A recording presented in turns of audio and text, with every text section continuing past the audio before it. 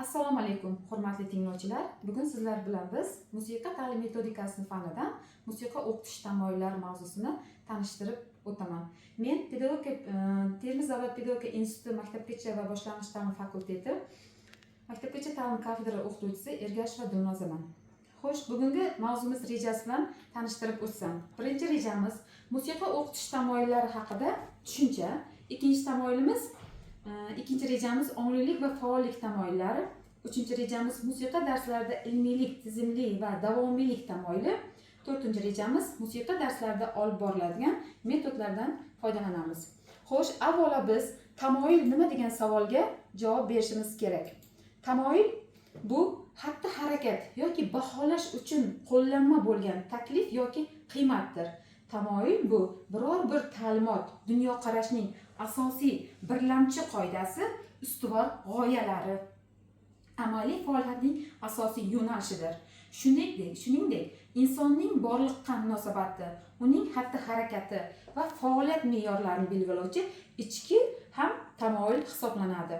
Bolalarning musiqa ijrochiligi malakalarini rivojlantirishda eng muhim shartlardan biri ularning musiqiy qobiliyatlarini shakllantirishdan iboratdir. Chunki musiqiy qobiliyat bu musiqani ritmik his qilish, musiqa eshitish, musiqa xotira, musiqasiga emotsional ta'sirchanligini bolalarda ijrochilik malakalarini rivojlantirishda buni yaqqol ko'rishimiz mumkin. Musiqa darslarida pedagogning didaktik nazariyasi va tamoyillari asosida olib boriladi va tuziladi. Ya'ni mazkur tamoyillar dars mazmuni, metodlari va darsning tuzilishlariga asosiy talablar va uning yo'nalishlarini belgilab beradi.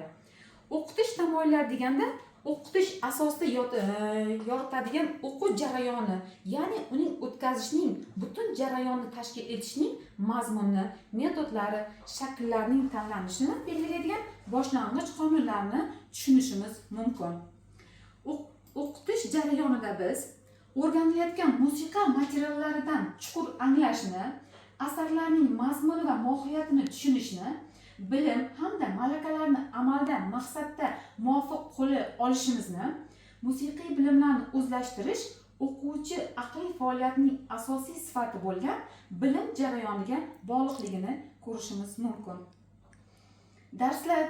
Darsda onglilik va faollik tamoyili vokal, xor malakalarini shakllantirish uchun juda ham zarurdir.